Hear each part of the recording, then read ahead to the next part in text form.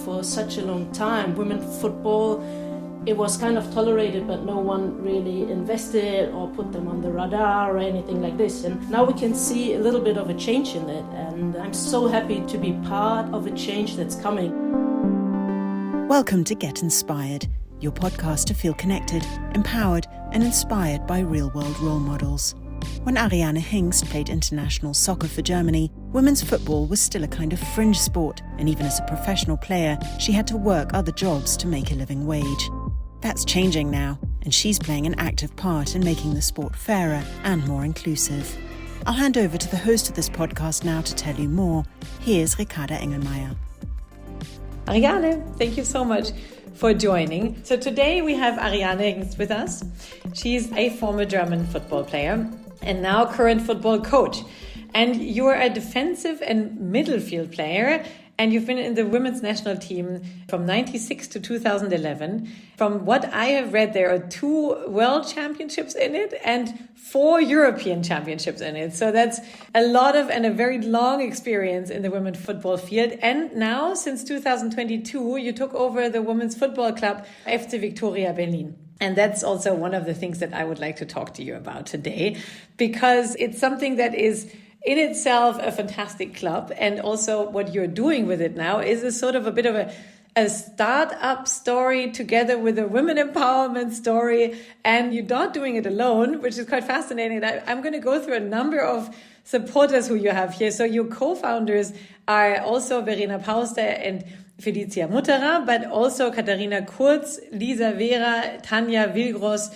And then you have a lot of supporters like Tina Müller or Andrea Wasmuth from the Handelsblatt or Dunja Halali. And you have other ambassadors like Sigrid Nikutta and Saskia von Almsig and Jutta Almedinger, who's mainly responsible for the quota that we have in Germany now. Katja Kraus. I'm going to go on and on and on until Lea Sophie Kramer. There are a lot of women who are supporting you. I love what you're doing in football. I love that you're pushing women's football. I love that you're not doing it alone. And the way that you guys are doing it together is a kind of collective women power sort of setup. Is on the one side a startup journey, but is on the other side also has a very ambitious sportive sort of goal. You want to take the entire club from the 3rd league to the 1st. And I think that's where things need to go in general, I would say, in terms of women empowerment. So can I ask you a question and maybe take you back a little bit, is why do we talk about this? To start with, why is women football such a sort of rare thing? Why hasn't it started back then when football became famous as something that would have been played by 2 genders? Because from what I see in the US, that's the case in other countries. Can you tell us a little bit? Okay, first of all, thanks for having me and trying to let you into my world, and also I'm keen to get into your world as well. And so thanks for having me and having this discussion. And the first question is already a really, really interesting one. Like you've mentioned, I've played in the national team for over 15 years. And we've been so successful, 2 times world champions, 9 times European champions in a row, 3 Olympic bronze medals, and well, we were there, but no one really recognized us. There wasn't money to be earned. The list goes on and on. So for such a long time, women's football, it was kind of tolerated. After once it was forbidden. That's also a true story. Just in the 1970s, until then, you weren't even allowed to play women's soccer in Germany. So it was kind of tolerated, but no one really invested or put them on the radar or anything like this. And now we can see a little bit of a change in it. And I'm so happy to be part of a change that's coming with FC Viktoria Berlin, which is a fantastic program we set up and do things different. A lot of the things I don't even understand, because I'm coming obviously from the soccer world. I've no idea about the business world and all the startup things. So everything I'm hearing from my co-founders is kind of interesting to me, and it's wow, this is something we can do. So it's great to mix some really different worlds and put something new and special together. And we have a momentum in Frauenfußball or women's soccer right now. Like last year, there's been the European Championships, and the final between Germany and England was the most watched sports event last year in German television. So we had a World Cup final, but this attracted way less viewers. I mean, we know about the Qatar story, but we had more than 18 million people watching the women's soccer finals. So the momentum on women's soccer is there, and it's up to us now to be part of a change and try to develop something big. And of course it's about soccer, but it's so much more than soccer. We want to establish a brand. We want to have a visibility for the players. We want to have diversity topics. We want to have discussions, and obviously female empowerment.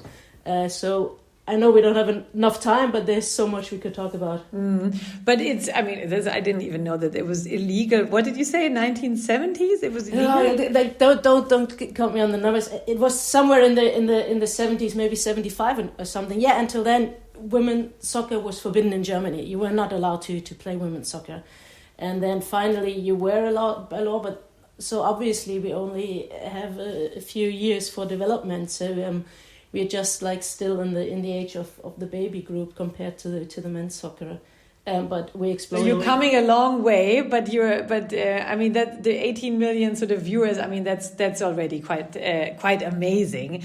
And now what I was thinking when you were talking is it sort of seems like football is in a way, or at least the football that is watched, that is perceived, that is written about, that is viewed on TV, and then also reflects the amount of sort of the numbers, and then ultimately also the money that flows in, right? It seems to be something that is kind of reflecting our society and where it stands in a way. Question is, does football sort of is a step behind? Because in a way the diversity debate has already been increased. Diversity quotas have already been sort of step up in the last 5 to 10 years. So in comparison to the economy and to the business world, this seems to be coming now at a bit of a later stage, right? It definitely is. We're really slow in this part of development, which is kind of interesting because there's so many topics, like talking about diversity. I don't know any place in the world that is more diverse than women's soccer. There's so many people out there talking about gay players, talking about transgender, talking about anything like this. So it's big in the news, but so we've already been really advanced in talking about those things, and now we celebrate male football players coming out, for example. This is just one part. And as you mentioned, the society is changing, but it's changing really slowly, and especially in Germany, it's changing way slower than in other countries as well. I think there's so much potential that we haven't used yet, and the difference in how we treat male versus female is extreme. Just to give you one example, in America, the women national players, they signed an agreement with the US Soccer Federation, and they said, okay, this is the men's side, this is the women's side. All incomings from World Cups, from television, from advertising, they all come together in one big pot, and then we split it equally, 50-50. And just due to that, the last World Cup, the men's team, they finished in the round of 16. And they got more than double the money for the men's team to reach this goal than the US women's team had for winning 2 World Cups in a row. So FIFA played the women's team less money for 2 World Cups in a row winning than for the men's side for just reaching the round of 16. So the women got more money because of their agreement for the success of the men's team than they had for a women's team. And that's why I say, like, US soccer already made an equal pay agreement, and there are more and more countries following. In Germany, we don't even talk about this. I mean, of course, right now we don't have that much income from the men's side. Women's side is much more successful, but this is where we're starting, and so there's still a very long way to go. But that's not only the football world. When you look in the world, in the economy, you know much more about it than I do. How many women do we have in powerful roles? How many money does women get paid? How many chances do they have? So it's a really slow progress. It's interesting because it's obviously a catch-22 sort of question that in the business world is the same. You have a leaky pipeline in the business world, or difficult to get sort of more women anyway in the beginning of the pipeline. But in sports, this seems to be not only where to find talents, but also, I guess, on how to pay them, what kind of a salary you could give, and then ultimately how you can also actually get women on board who do it as a professional sport, right? So this is something that we talk a lot about in terms of, we call it new work, right? It's sort of like what kind of work models work in terms of taking care of family and a career. And then in the sports world, I think it's sort of how can you actually afford being a professional player? Can you share a little bit of how that works? What kind of work models work for German football players, female German football players?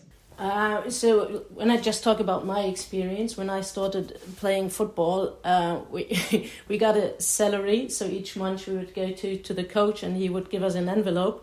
And in it was something between 200 to, if you were really, really lucky, 500. Back then it was only Deutsche Mark. It wasn't even euros. And then it changed into euros. So this is what you got. So throughout my whole career, I had an education, I was a bank clerk, I was physiotherapist to gain some money. And only due to the national team we were allowed to actually earn some money. Nowadays it's different, but we have to really look at different things. So if you're a national team player in Germany right now, you play for the national team, you are full professional. You get paid from your club, a really decent salary. Like if you play in Germany, it's something between, 5,000 up to 8,000 euros. If you play in France or America, you get much more money.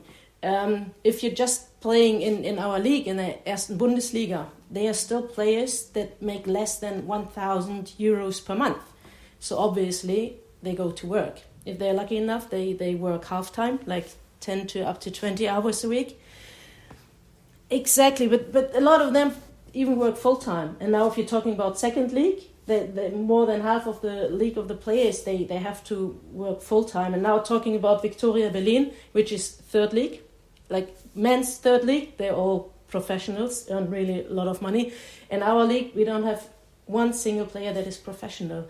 Up till last season, before we took over, the girls don't get any money at all. So they work a job, 40 hours a week. They rush into training session 3 times a week. They train, on the weekend there's the match, and they don't get paid anything. So this is something that we changed, and it's a small change. We're talking about money just to give them a social insurance or extra self-insurance. I don't know what it's called, Berufsgenossenschaft. So whenever they get injured on the pitch, they actually don't have to care about insurance because it's going to be covered. And we're talking about 400 euros per month, and this is all they get. So this is something that we want to change, because up till now they can't be full professional. And could you imagine having a 40 hours working week and then you go into training session and people still expect you to high perform, to be on your best, and you can't because you're tired, your stress level is way too high. So this is something that we actually want to change. Hence the business approach to the whole thing, I would say, sort of, or the startup approach. I mean, you have a lot of female investors and female promoters who are helping you with this. How do you see this? I mean, is there did you come up with this for Viktoria Berlin yourself, or are there any role models of where you want to go? I've heard in the US you had a couple of sort of suggestions on how things on a national level could go, but other clubs that work like this, that you had as a role model, or football players that you had as a role model to go this way? Yeah, so that's actually how the story with FC Viktoria Berlin started. It was like, probably now it's 3 or 4 years ago, in America, Los Angeles was found. So there was Natalie Portman, everyone knows her, the actress. She was talking about, okay, we have to do something about the women's sports world. And she sat down and said, let's found a women's soccer team. And she got all the investors together, Serena Williams, Laura Longoria. So they were actually the role model. And ever since they pronounced that they're going to have a football team in the NWSL, which is the American League, they announced this. And then you mentioned Kata and Feli. They saw this and they put out a tweet. And you can still read it. And they go like, this is something we have to establish in Berlin. Like, whom do we need? How can we start? And this is how the whole story started. Now, you can't compare the American sports world with the German world. It's totally different setup. But kind of the idea was born. So ever since that, Kata and Feli, they approached Lisa, and then Tanya was on board. And then later they came up to me and said, Ari, we have a crazy idea we want to introduce you to. And I go like, are you telling me we're doing Los Angeles Football Club just in Berlin? I'm in, no matter what. And this is how the whole story started. So there was one role model in a way, let's start something. but we have to approach it very differently because our world runs different. There are some similarities, like maybe sponsorship or memberships or how you can attract. When it comes to the sports side, you can't compare. We have to go total different ways. And the next thing is, we're in Berlin right now, but we also want to set examples for others, not only in the football world, but also in the sports world in general. If you look in Berlin, we hardly have any successful female sports team. Like, we do have successful teams, but they don't get the support. So it's like we want to show that we need the visibility of women in sports. And so we hope to be an example for others. Oh my God, what they did, we can achieve too. Let's just try and let's just make it happen. Yeah. And it's really interesting to listen to you because we talk a lot about similar topics. It's sort of like what kind of working models work, equal pay, how do you tell the success stories, and how they can also convince others and be a role models for others.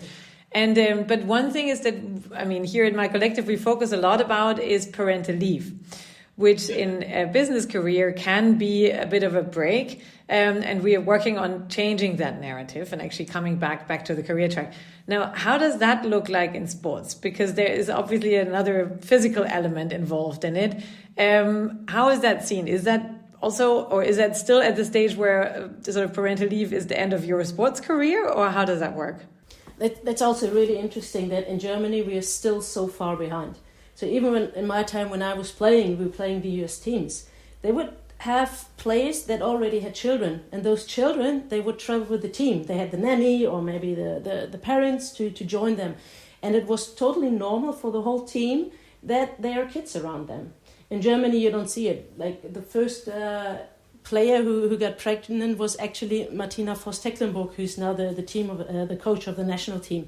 But she was the only one to have a kid and then still continue her career. And now we're getting more and more players. I'm with Scholl, she's a goalkeeper. She had twins and she managed to get back into the national team. Now we have Melanie Leupold. She currently plays in England and Chelsea. She has a newborn child and is back on track. But in Germany, it's still really hard. And the biggest problem is that you don't have enough support. You don't have the surroundings. There was just a story, a player, she was playing back then in Olympique Lyon. She got a kid. And then suddenly Lyon cut the whole payment. They didn't pay any money at all anymore. And she was just there. And then first they said, oh, it's great, you have a kid, we support you. But then no payment. And then there was a law, there's something called like FIF Pro. They take care of all international women players. And they went to judge, and actually they have to pay back like around 80,000 euros. So the player finally got the support. It's something to be talked about. And you mentioned, of course, in the sports world, it's different because the body changes. And this is what players keep telling. But in Germany, we don't have that much experience. You only have 1, 2, 3 players who can talk about it. Of course, in one way, it is hard. But then on the other way, things change so much in the body. It can actually be a positive sign. But so far, there is not enough science to prove what is happening. So we need more players to be engaged. But we still lack a lot of support. Because you say, okay, you're a player, you're pregnant, you can't play anymore, you only cost the club money. And we don't see all the positive things about it. So I think the sports world can still learn from the business world. We still have to go a long way. Yeah, because that's what we are basically doing every day. It's sort of converting parenting skills into leadership skills. And in a way, you do need leadership skills. You need team player skills. You need all of these kind of empathy, let's say, that you learn while you're taking care of a small baby, and how you can then sort of integrate that into you as a team player or as a leader in the team. Now, we always ask at the end of the Impulse session the question of which parenting skill can be converted into leadership skill. I will slightly rephrase this for you and would say, which parenting skill do you think can be the best sports skill that one should have or one can have? This is a really hard one to answer. I hope it's the right English word, resilience, and to never give up mentality. Because, I'm not a mom, so I don't know what it's like being a mom. But if you just imagine you're responsible for this little child, and if you're not there, there's going to be trouble. So 24/7, you're going to be there. So you can't just lay down, and even if you have a bad day or if you're tired or whatever, you take care of your kid. So I think you grow a lot of strength, and you put out energy that you didn't even know that exists. And this resilience, and to put it out there are training days where you just go like, I can't anymore, I'm tired. Of course you have your teammates, but if you have this high energy and you know you can go through things that is much more challenging than a training session, I think that gives you more empowerment, and that makes you stronger and puts you through things. I mean, only from stories I know it's the hardest thing to give birth to a kid. You never gonna have so much pain again in the whole world. So if you went through giving birth to a child, I mean, come on, what else could stop you from doing anything in the world? Give me an example. I don't know. I'm not a mom, but this is just how I imagine it. So you give birth to a child, anything else that comes to your life is like peanuts. And so I think it's the energy, the strength you can put into the sports world and really gain from it. And yeah.